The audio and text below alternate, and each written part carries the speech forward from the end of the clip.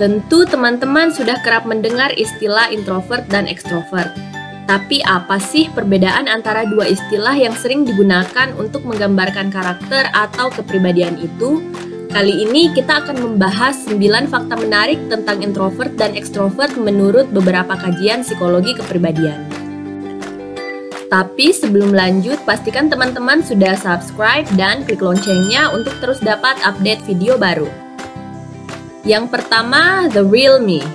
Introvert lebih cenderung menemukan real me mereka atau esensi dari siapa mereka sebenarnya di internet. Sementara extrovert menemukan real me mereka melalui interaksi sosial yang lebih tradisional. Dalam jurnal On the Internet No One Knows I'm an Introvert, Extroversion, Neuroticism, and Internet Interaction, Amichai Hamburger dan rekannya menekankan pentingnya mengekspresikan real me sebagai keterampilan hidup yang penting. Mereka yang tidak bisa mengungkapkan real me mereka cenderung menderita gangguan psikologis serius. Diperkirakan bahwa layanan atau media sosial yang disediakan di internet merupakan jalan bagi kepribadian introvert untuk membentuk kontak sosial. Kedua, media sosial bagi ekstrovert. Dalam salah satu jurnal ditemukan bahwa ekstrovert adalah pengguna media sosial yang berat. Mereka menghabiskan lebih dari 2 jam sehari dan ini disadari oleh diri mereka sendiri maupun orang lain, bahwa mereka adalah orang yang terbuka atau outgoing dan ekstrovert. 3. Respon dalam pelatihan. Introvert dan ekstrovert merespon secara berbeda jenis pelatihan di tempat kerja. Salah satu penelitian mengungkapkan hubungan antara tingkat ekstroversi dan jenis pelatihan, khususnya pelatihan keterampilan ideasi atau fokus pada ide versus pelatihan relaksasi atau fokus pada membuka pikiran dan menghilangkan hambatan mental. Studi mereka menemukan bahwa pelatihan relaksasi sangat bermanfaat bagi para introvert, sedangkan pelatihan keterampilan ide lebih efektif bagi para ekstrovert. Yang keempat, insentif. Orang ekstrovert lebih cenderung memilih reward yang cepat. Dalam jurnal Positive Mood Effect on Delay Discounting, menunjukkan bahwa orang ekstrovert sangat sensitif terhadap perilaku impulsif, didorong oleh insentif dan lebih cenderung terlibat dalam olahraga ekstrim dan perilaku pengambilan risiko lainnya.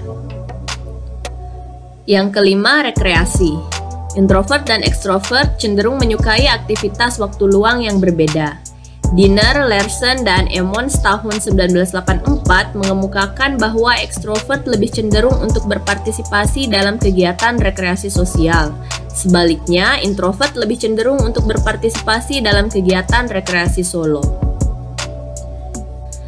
Keenam, gaya bicara. Ekstrovert dan introvert memiliki gaya verbal yang sangat berbeda. Buchbund, Tanis, dan Vermeulen di tahun 2012 menyelidiki hubungan antara ekstroversi dan abstraksi bahasa. Mereka menemukan bahwa ekstrovert cenderung berbicara dalam istilah yang lebih abstrak, sedangkan introvert lebih cenderung berfokus pada fakta konkret. Ketujuh, sistem komunikasi. Ekstrovert lebih suka berbicara dengan suara keras dan belajar melalui interaksi. Sebaliknya, para introvert lebih memilih untuk berefleksi terlebih dahulu dan bertindak kemudian, bekerja secara pribadi dan mempresentasikan pekerjaan mereka dengan cara yang memungkinkan mereka menjaga privasi, lebih memilih komunikasi yang terputus-putus daripada aliran yang konstan. Kedelapan, gaya belajar. Seorang introvert menggunakan strategi metakognitif dan kognitif yang lebih luas daripada seorang ekstrovert. Dalam jurnal berjudul Impact of Extroversion and Introversion on Language Learning Behaviors, menunjukkan bahwa introvert secara sadar menggunakan perilaku spesifik yang berorientasi pada tujuan untuk memudahkan pengumpulan, perolehan, penyimpanan, dan penggunaan informasi untuk pemahaman dan produksi. Sedangkan ekstrovert menggunakan strategi komunikasi antar pribadi.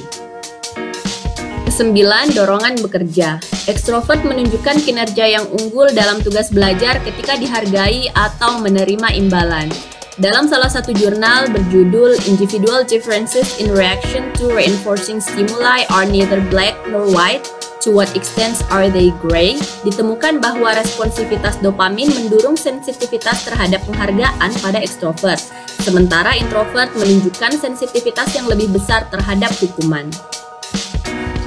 Nah, bagaimana menurutmu? Tuliskan pendapat kamu di kolom komentar.